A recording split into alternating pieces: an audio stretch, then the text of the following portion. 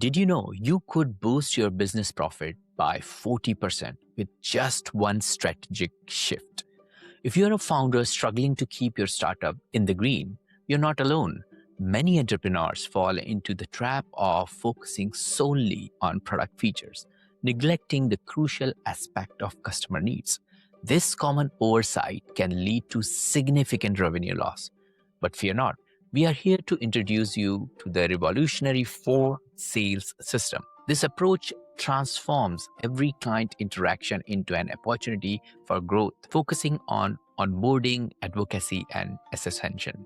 Get ready to unlock the potential of your business and turn every client into a loyal advocate. Stay tuned as we explore this game-changing strategies and set you on the path of higher profit. Hello, Bradley. How are you doing today? I'm good, Ash. Thanks for having me on, man. Great stuff. Great stuff. Before we start, Bradley, do you have a favorite quote, something that inspires you, motivates you, you would like to share with our audience? Favorite motivational quote, not specific to business, but life in general. You don't need to know what's coming next to know that you can handle it once it comes. I've actually just got a tattoo. I don't know if video podcast, whatnot, for watching the video of this, but I just got a tattoo that actually resembles that. It's a path that will start and then it kind of fades out as it goes. And so it's the idea that you don't need to know what's coming next to know that you can handle it, whatever it is. Just kind of the idea of self-trust just really resonates with me. Awesome. Awesome. That's great. That's great. So, Bradley, I was particularly more excited about our recording today because since we got connected, we had our intro call. I've been digging into, what you have done in the past, etc. But what I was thinking is, instead of me talking about it, why not give Bradley himself this opportunity? So imagine if you are in a room full of founders, early stage builders, right? They're eagerly waiting for you in the room. You walk into the room, you're on the stage, you have the mic, the spotlight is on you. What would you tell them so that they listen to your story and stick with us for the rest of the hour? I want to show you how to make every single client that you bring into your coaching, consulting, or SaaS offer between 20 to 40% more profitable and bring more to your bottom line, and hopefully can show you how to do that. That would be my hopefully mic drop moment of like, okay, cool, now let's lock in and do it. Perfect. I think every single person who's listening to our show I can give you some stats. Like 28% of our listeners are from the background of where they have started something new as a startup or a founder journey. They have got some sort of funding available, for example, angel investment or something like VC funded, but very early stage seed money, things like that. They are from English speaking countries and they're mostly between 30 to 50. So it's a very specific range of people who majorly listen to our show. And most of them have these difficulties of not just gaining the traction on their product or services, but also keeping and making profit out of them. Because for some reason, most of the founders, they more focus on the product, the benefits of the product and the features of the product instead of focusing on the customers and their needs, which is, I'm guessing, the natural phenomena occurs when you first step into the founder's feet, I guess, right? So yeah, why don't you take us through your journey, talk us through how did you overcame that particular stigma and then how your story could benefit our listeners too. Sure. So I started off in the high ticket online coaching consulting space. I dropped out of school, typical entrepreneur story. It started off in the space actually as a closer, worked as a high ticket closer, sold stuff between a couple $1,000s up to $50,000 coaching programs. For about 3 years, I worked my way up to what was at the time the top sales training organization as a closer. So it was very high pressure, high strung environment. After about 6 months there, I walked away from it. And that was not the company or the place that you walk away from. That was the place that you get fired from after like 3 months because you couldn't cut it. Mm, mm, And after the reason I walked away is seeing how, quite honestly, how poorly the clients were treated on the back end. And, they were doing over 9 figures at the time. And I just realized if this is what it takes to get to 9 figures, because the first time I'd ever been in a company that big, if this is what it takes to get to 9 figures, I don't want any part of it. So I went back and I worked at worked with some of the relationships and people that I had known before that. And I said, hey, let me try my hand at your client success. I really being in this opportunity kind of activated that passion for me. And so here I am now 6 years later. Over the last 6 years, I've worked on the inside of over 24 different coaching consulting SaaS offers. mostly on the client success side, but there are also some things doing marketing and sales and branding, etc. And most recently, I was director of client success for an 8-figure B2B coaching consulting company. Hired a team of 5 CSMs, built the SOPs, the structure, the everything from the client success side of the company from the ground up, and then have recently left that to now go all in on my own consulting offer full time. Now, what I do is again working with coaching consulting SaaS offers, usually in the range of between 500 on the low end to 3 to 5 million on the high end, and helping them build out what I call the 4 sales system, which is just the simple idea that, just as you said, we over engineer the initial sale, the moment of payment, but we under engineer everything that comes after. And so, to speak to the industry that is, again, as you said, very sales focused, very front end heavy, design what I call these other 3 quote unquote sales throughout the client journey that are just as important. And I would actually argue can produce more revenue and more profit than the initial one can. And so, first sale is the moment of payment, or call it enrollment. Second sale is onboarding, or the first Mm. 72 hours, which we can kind of get more into the specifics of this as we go. But second sale is onboarding. Third sale is advocacy. So that's either testimonials, referrals, or both. And then the fourth sale is ascension. So bringing them into a continuation offer, higher ticket offer, lower ticket offer, etc. Mm. And again, the philosophy behind it is that each of the 4 sales, each of the remaining 3 sales deserve just as much, if not more, framing and structure and practice and repetition and build as the first sale Mm. most often gets. So just Mm. framework that I've developed after, again, just 6 years of doing this. So That is amazing. And just to take a step back, is there a possibility you would be able to share the name of the organization you used to work for, or I have to guess it all on yeah, my no, own? no, no, you're good. No, Yeah. it's an organization called the Lonely Entrepreneur. Actually, it's a B2B Okay. coaching consulting company. Got it. Because I, for some And reason, actually, hang on. Sorry, let me actually back up. Are you talking about the organization I worked for as the director of client success, or the organization that I worked for when I left the large one that I left? yeah. Ones I left. Yeah, no, no, I share Mm. that. No, so sorry. Lonely Entrepreneur was the recent one. The large one that I left, that was called Traffic and Funnels. Ah, got it. Got it. Yeah, for some reason I thought that there is an organization which creates these landing pages. It's very famous. They create big events every year. Mhm. Um, and they do it in London also. I think it's something related to lead pages or something like that. But I'll get it back into my brain and I'll come back to you with that. For some reason, I thought I might have seen you demonstrating their product in some of the YouTube videos. That's why I was Ah, okay. thinking that that's the one. But anyways, so I'm quite interested in the 4 step or 4 stage process of sale.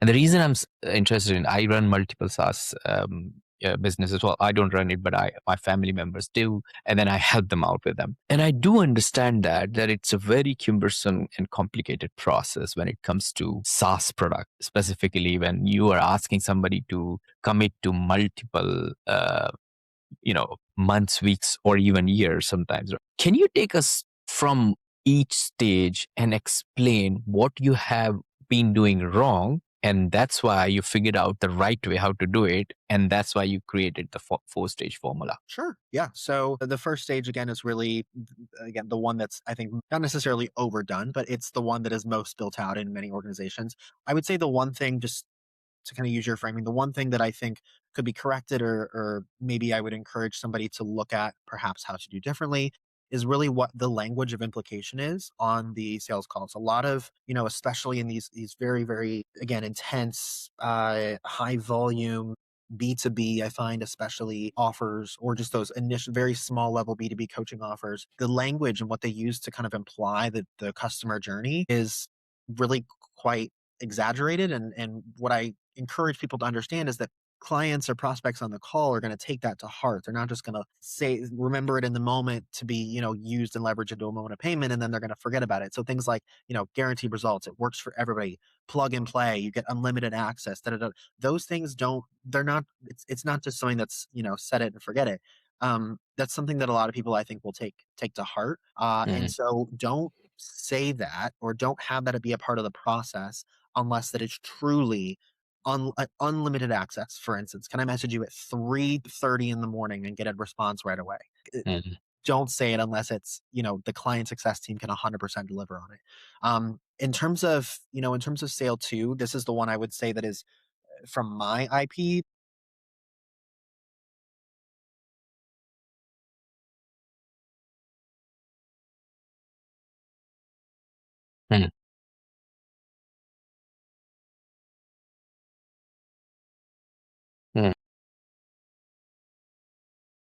for this is like the first 72 hours. This is based off around, I saw a study a very long time ago, uh, idea that I saw such a long time ago that's always resonated with me with this way, which is that the first 72 hours decide whether the client will become a liability or an asset. In those first 72 hours, the client is the most malleable, volatile to feelings, emotions about the process, hopes, dreams, etc. But that also means that they're the most influential based on if you show up for them, right? And mm, so there's really 4 shifts that you want to accomplish within the first 72 hours. And it sounds like a lot, but I promise with systems and its scale, it really does become very simple once you have it all mm, locked in. But there's 4 shifts you want to, 4 emotional shifts, emotional states you want to install with your client in the first 72 hours. So there's safety, clarity, momentum, and identity.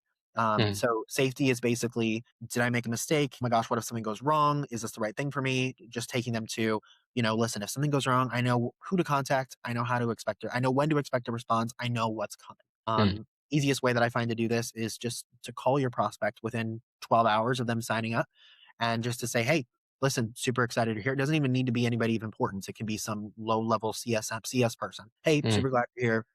Thanks for joining. I just wanted to make sure you knew when your first call was going to be. You had access to X, Y, and Z. Cool. Great. Does so much just to calm the nerves of somebody who just spent probably multiple thousands of dollars on your offer. mm, Clarity would be the next one. So this is basically taking them from something like, thinking, oh my gosh, what did I even buy, to I know exactly what to do and I know also what not to do.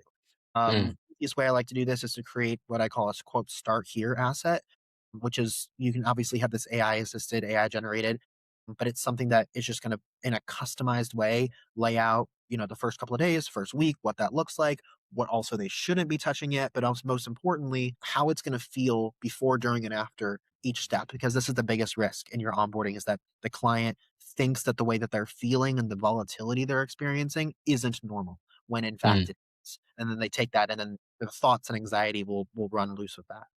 mm, Momentum is, thinking, okay, I'll start soon, or I'll put it on the calendar to, not only am I starting, but I've done something that actually worked. My favorite way to install momentum is mm, I usually will have them do one very quick 30-minute closed loop task with a leading indicator and a lagging indicator. So they do something, they get a result. Again, this can be very AI driven. But my mm, favorite example of this is for a fitness coaching offer, put together a custom GPT that will rank everything in a person's fridge from red, yellow, green, things they need to throw out, things that they need to be cautious of, and things that they're good to go. They put in everything they currently have in their fridge. It not only produces the list, but then it also tells them a grocery list of crap they can go out and buy to replace all the crap that they're going to be throwing away. Like, it gives you so much clarity and momentum right out of the gate that you can then bring that to the first interaction. They don't have to wait for that. And then the last part of this is identity, and that's just basically indoctrinating them into the culture of the clients. We talk about team culture so much, but we don't talk about client culture hardly at all. mm, Favorite way to do this is literally just sync up every client that comes in with another client who's at the same place that they are. And this doesn't mean it's like, oh, you both just enrolled, this week. It could mean mm, you both are in the same industry. You both are going after the same thing. You both have the same issues with X and Y and Z. It's just a really easy, simple way to make somebody feel seen, that adds to, you already, of course, acknowledging where they're at, et cetera. So that's kind of the very, very, very high level overview of the second sale of onboarding.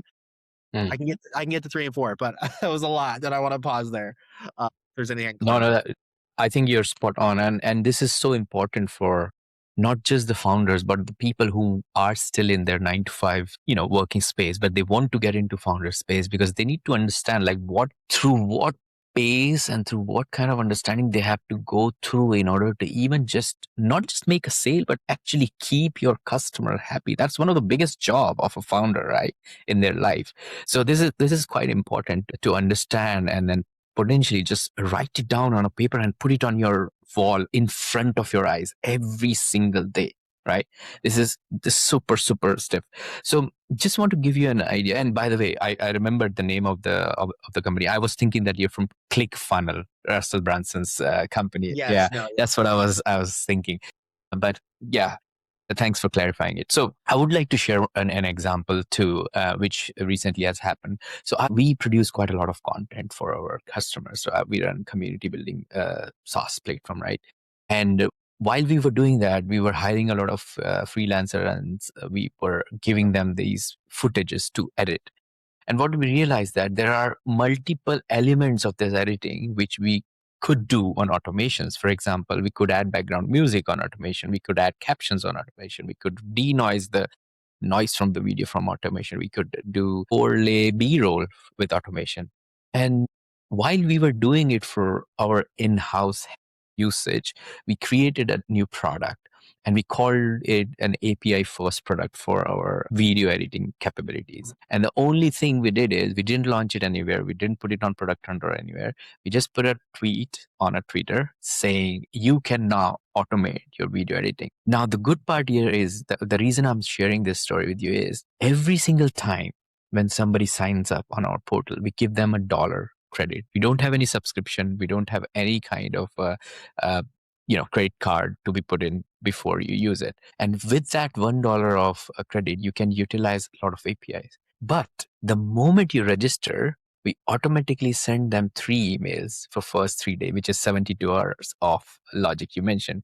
The first email is from me saying, what kind of use case you're using our platform for? And then the second email is, if we don't get any response, can I help you and create a live automation for your use case? You won't imagine, right now we have 5,000 signups on our platform. Almost 30% people replied to my first email. 60% and more people replied to second email. And that's why on YouTube, all the content you see for the automation we created, because we got replies back from our customers. So we didn't have to do any research what people search or what use case people will use our platform for. We literally received the requests, we created the demo videos for them, and then we published it on YouTube, which brings more people because similar kind of usage is going on, right? So that's the example I wanted to share, is because I do understand the power of being with your customer in first 72 hours. Absolutely. Trigger moment, isn't it?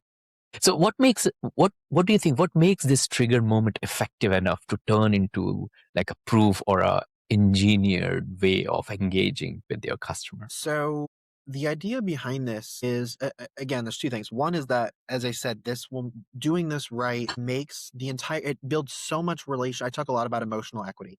It builds so much emotional equity with the client to where you almost can get them to this point. If you just think of like a simple line graph, you get them to this point where the emotional equity is so high that even if, right, let's say something along the client journey doesn't turn out the way you maybe thought it would, or they don't get results as fast as the average client does, etc. That emotional equity will kind of, quote, buy you more time, or buy you more. It gives you more leverage to continue the relationship at status quo with the client, Mm. right? And so you're not always kind of on the back foot with it.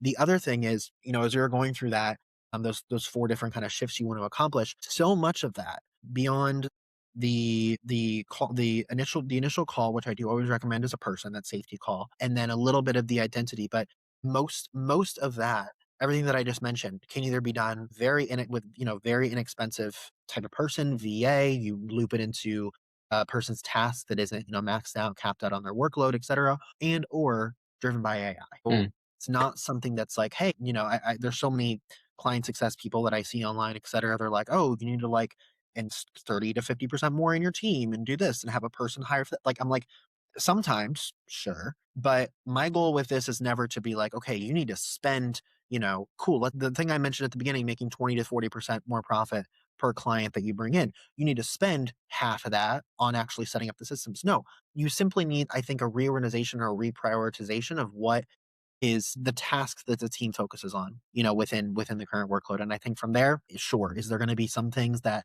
will cost a bit more? Yeah, of course, you got to pay to play. But at the end of the day, it's usually, I would say 9 times out of 10, the improvements, the changes, the kind of the culture shifts as well, are all usually things that happen within a current workload. So my goal is never to come in and be like, hey, let's spend an extra 10K to make 15. Like that's Yeah, and a lot of people do that actually. A lot of people on YouTube or other platforms, they teach like, oh, if you pour $1,000 for the marketing, you will make $4,000, and then your, profit is there. So you keep doing that.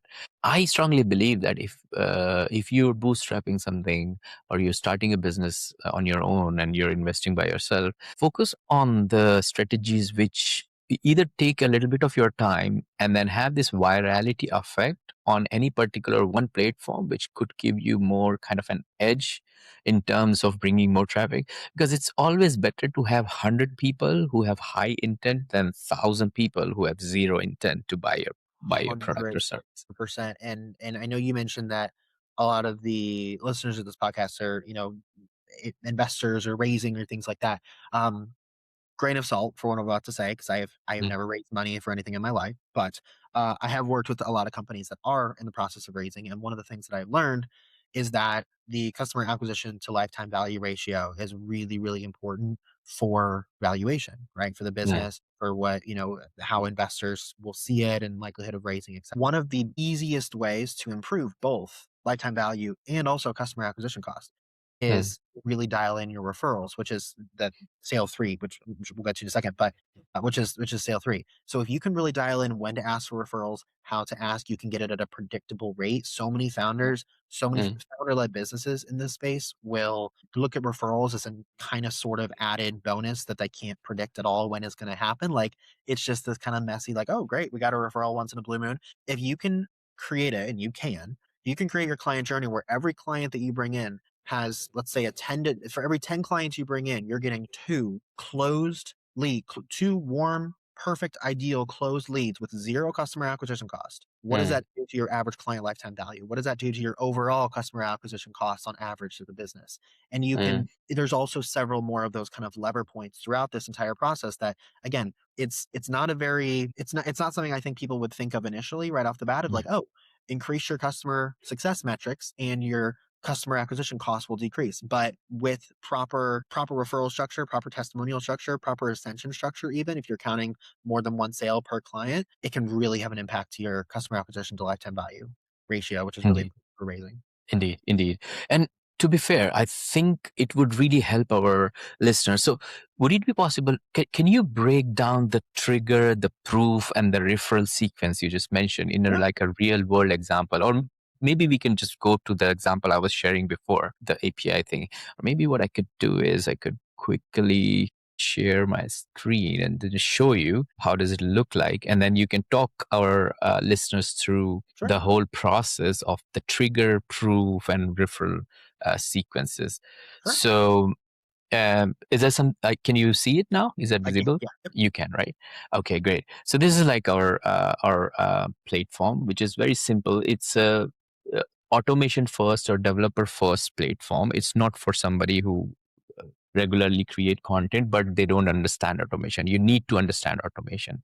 You can utilize Zapier, Make, or N10 to like create these automation processes. sure, And we have lots of tutorials and things like that. And the USP is basically it's dirt cheap. It's like 50 videos you can process on the server with $5, right? And the tool wise, we have all these tools available for people to like jump on our platform and create these memes or uh, edit their watermark and things like that, just to bring more traffic, like sure, top of the funnel. sure, And then once you're logged in, you have all these APIs. You can create your API keys, but then you have all these APIs which you can use. You can add intro, add outro, background noise, caption API, all these things you can use. And all the tutorials for these APIs is available here. For example, caption AI. So you can use all these language to generate captions for the videos.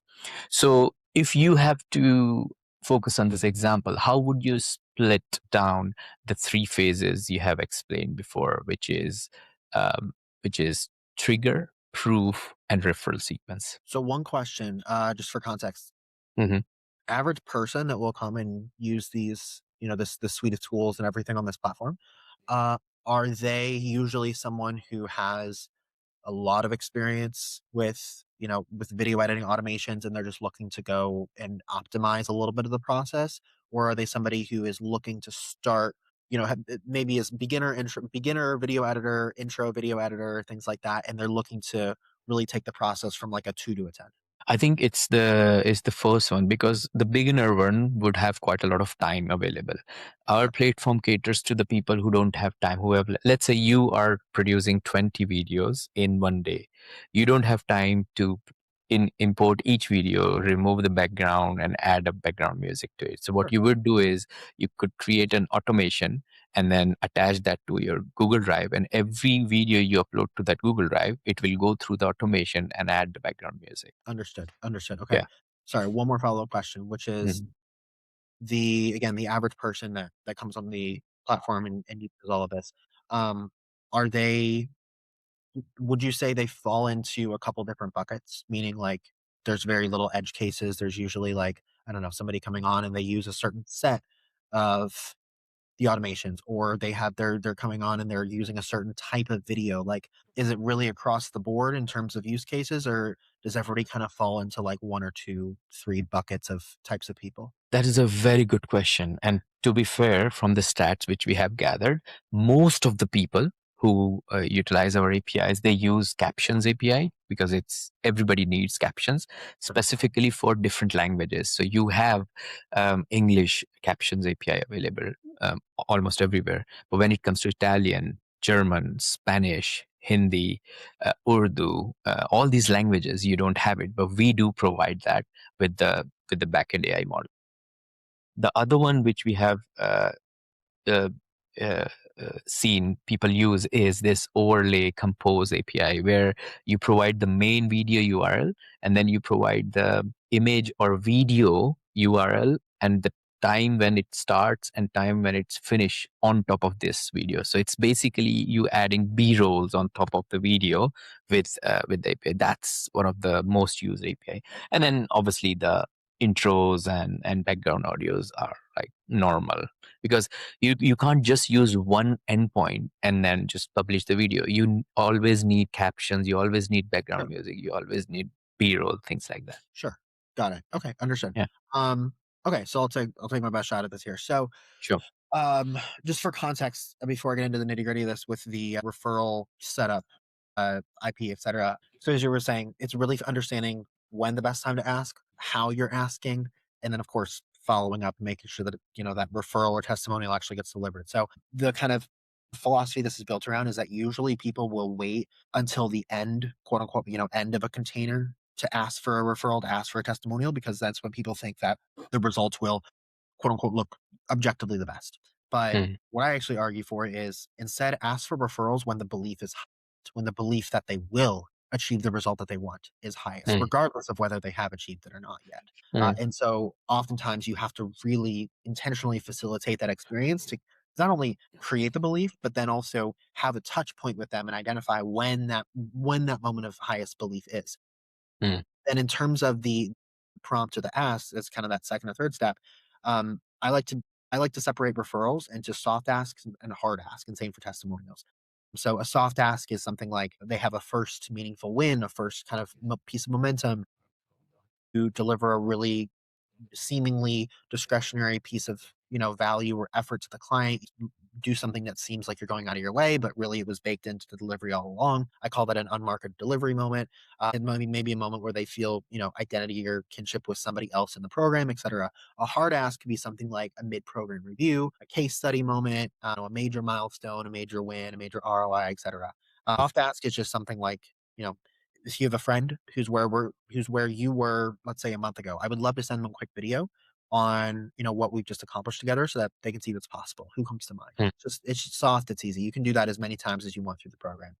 mm, The hard ask is very intentional. That's more you've done the work. Listen, it's clearly paying off. If I asked you for one person that you feel would feel genuinely good introducing me to, who would that be? And I'll treat them with the same care that we've given you. And that's much more pointed. So, anyways, with all that context for referrals, again, with limited context, this is what I would recommend for what you just showed me. So I think you're missing out on some opportunities in your onboarding process. From what you said earlier, this is something I was either going to go back to or we just talk about it offline, whatever.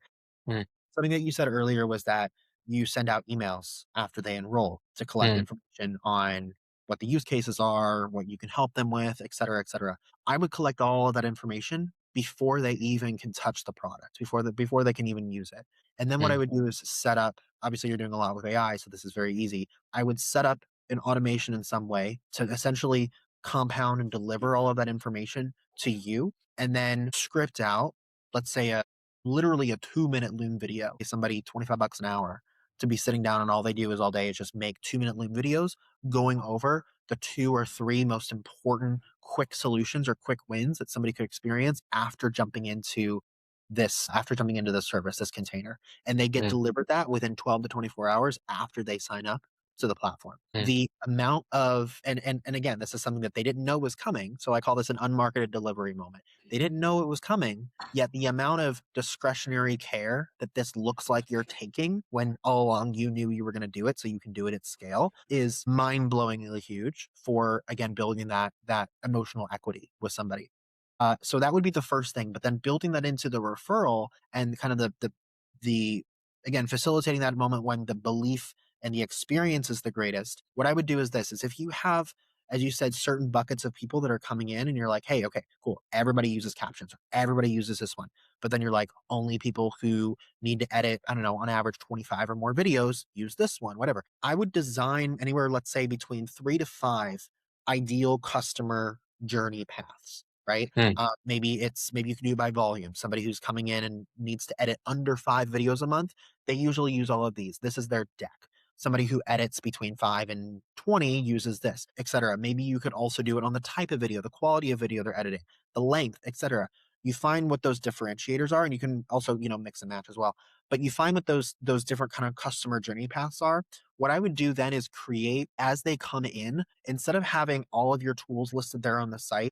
Obviously, if you have them in alphabetical order there, I noticed, instead of having all the tools listed on the site, instead of giving open access to everything, I would do a very, very short, doesn't have to be anything intense, but a very short, but a very intentional onboarding or demo process where, based on the information they put in the onboarding form, or in that, those initial forms, so how many videos they're editing, what kinds of videos, et cetera, et cetera.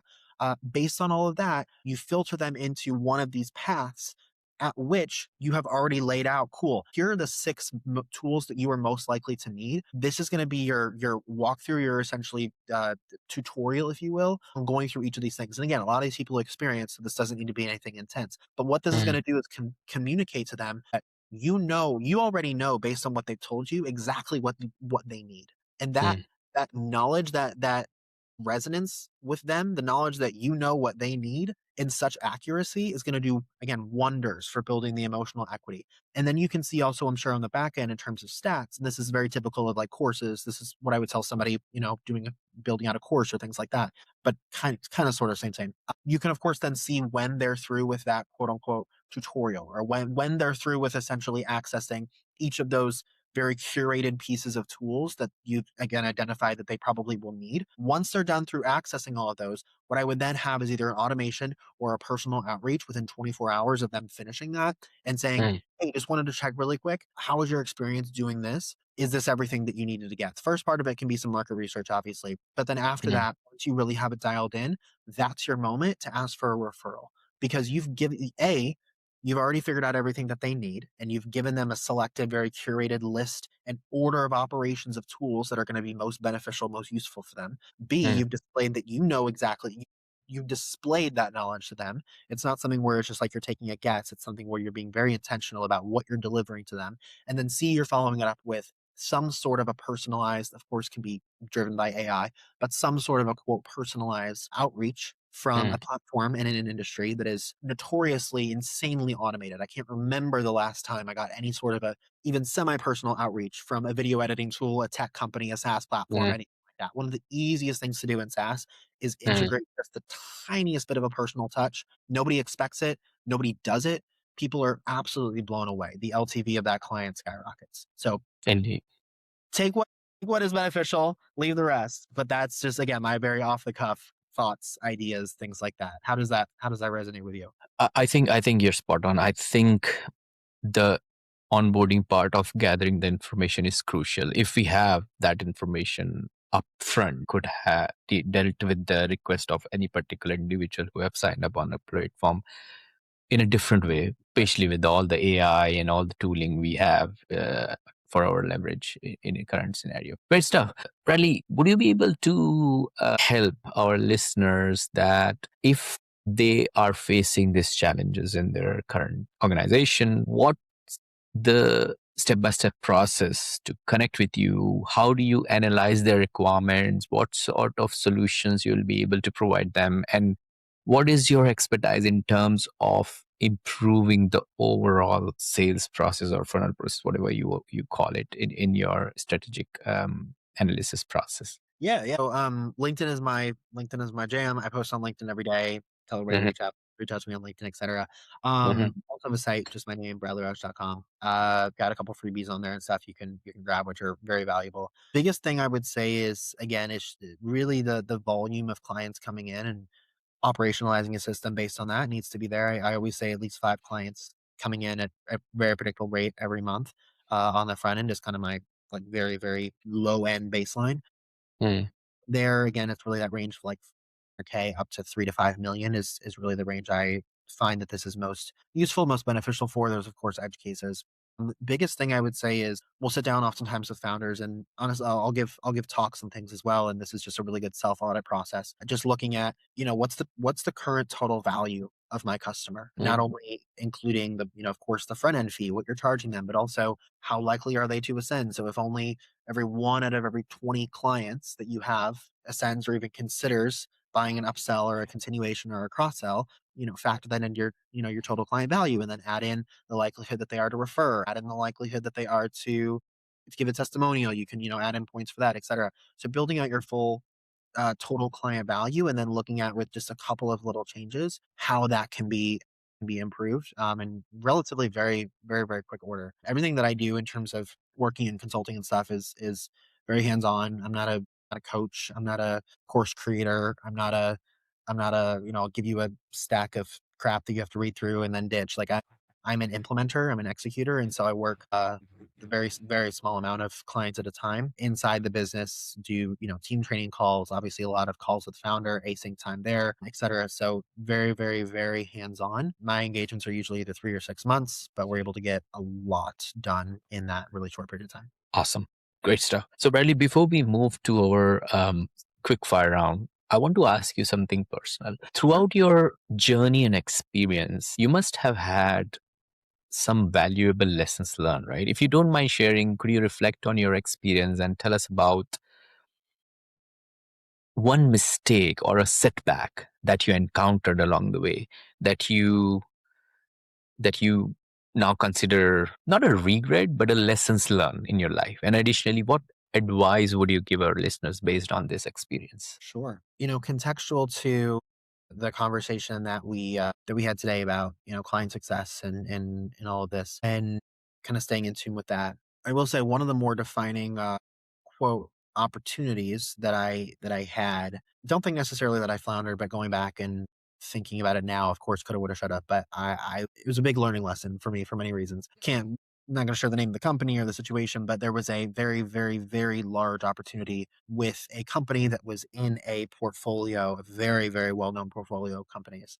So there was an opportunity for me to join the company that was inside of the portfolio that I really look up to and admire. And to be quite honest, I wish I would have had or it really taught me how to have the self awareness to know what things I need to say no to, because it's not it's not aligned, and B, it's not something that I can serve people to their to the fullest extent. It's very much so an opportunity that I got on well with the founders. They really resonated with me. I resonated with them. We just all clicked, but my experience did not align with what the role needed. And so fortunately for them, and honestly, fortunately for me, I was let go within a week. This is the very beginning of my client success journey. This was a full-time role, benefits, okay, the whole thing. And it was very, very high paying, more money than I'd ever made. It was something where it taught me that there are opportunities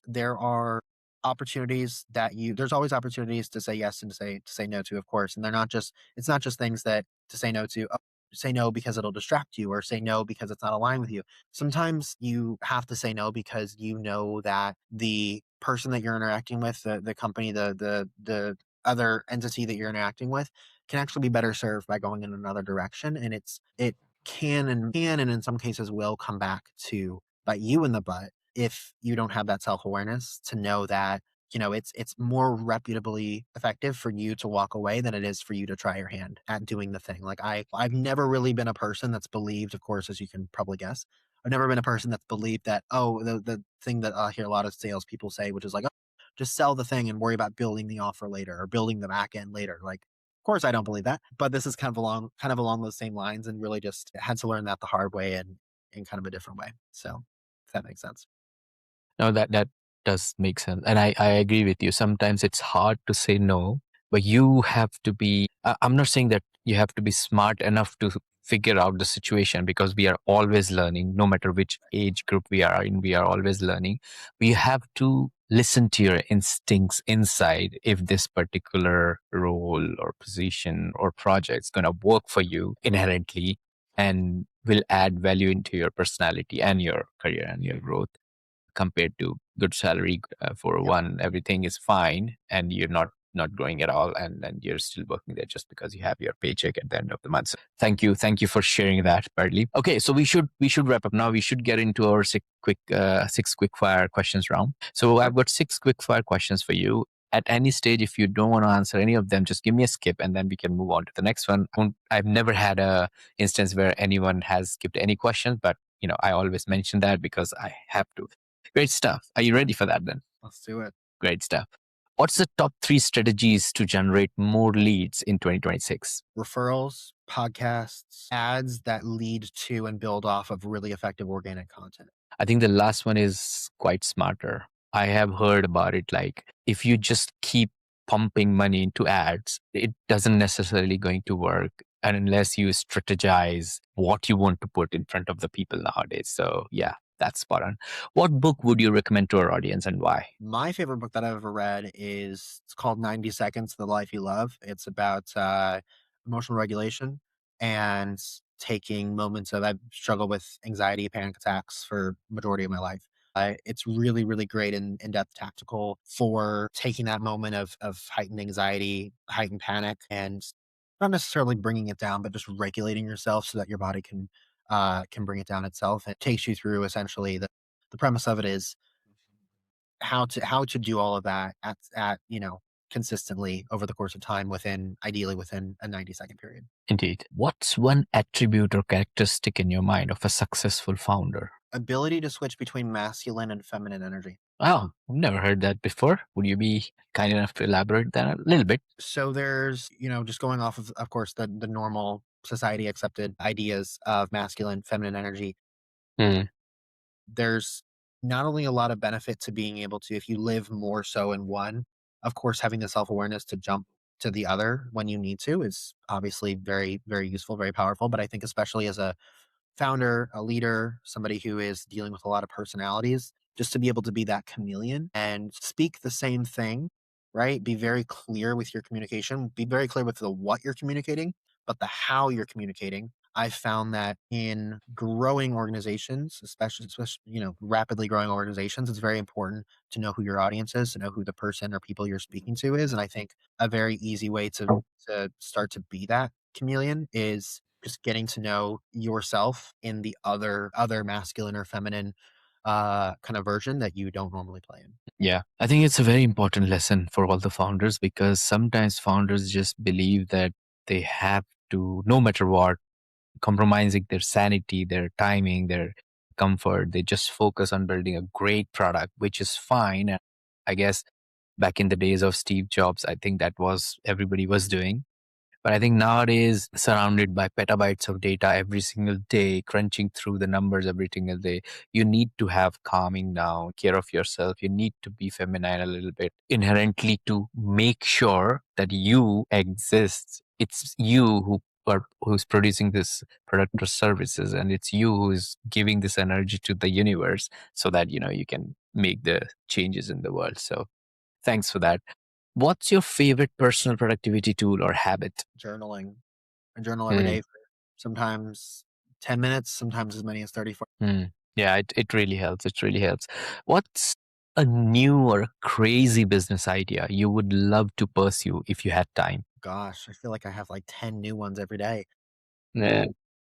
What is a recent one I was thinking? I always see I really love real estate, investment vehicle, business opportunity, just everything across the board. I always see some posts of some guy talking about this. I'm sure it's not all new or not all novel, but this quote new way to essentially arbitrage any given part of the real estate investment real estate purchasing process between the buyers and the leads, the due diligence, the contractors, the reno, like just everything. And I think there is a really good opportunity somewhere in there to create a suite of essentially all these different little arbitrage strategies you put together, and you create this suite where people can come to you as essentially, on the B2B side, you can do it as kind of a white label situation, but on the B2C side, you do it as a service or a SaaS situation to optimize the investment process, the purchasing process, due diligence process, etc. I think that would be so cool. I couldn't agree more with you on this. Prop tech and real estate vertical is, yeah, it needs a revolution, to be honest, to go from A to B. But yeah, I mean, I have experienced it quite a lot of times, so that's why I know. Great. And last but not least, what's an interesting or fun fact about you that most people don't know? I love Taylor Swift. Love Hmm. Taylor Swift. Have you attended all of her events then? Oh yeah, I went to the Eras tour twice. Yeah. Yeah, Oh yeah. Oh yeah. Paid almost 4 grand for 2 tickets in Toronto. I can imagine how much you love her. We had a big show in London. I think if I checked it correctly in black market, it was £7,000 a ticket, one ticket. I totally agree that it was easy sell for you if you are a big fan for Yeah, for Taylor exactly. Swift. Great, Bradley. Thank you so much for joining me and sharing your story, unpacking quite a lot of wisdomy aspects of the sales and referrals and tracking cycles. If people want to get in touch with you, you have mentioned that it's LinkedIn where you actually chill most of the time. If there is any other way they can reach out to you, and are you open for taking any questions they have, and how they reach out to you? Yeah, sure. Yeah. So like you said, either LinkedIn or my site is just my name, bradleyrausch.com. Bradley, thank you so much for joining us today and sharing your inspiring journey and the impactful work you're doing. It's been an absolute pleasure having you on Founders Podcast. Thanks for having me on, Ash. I appreciate it, man.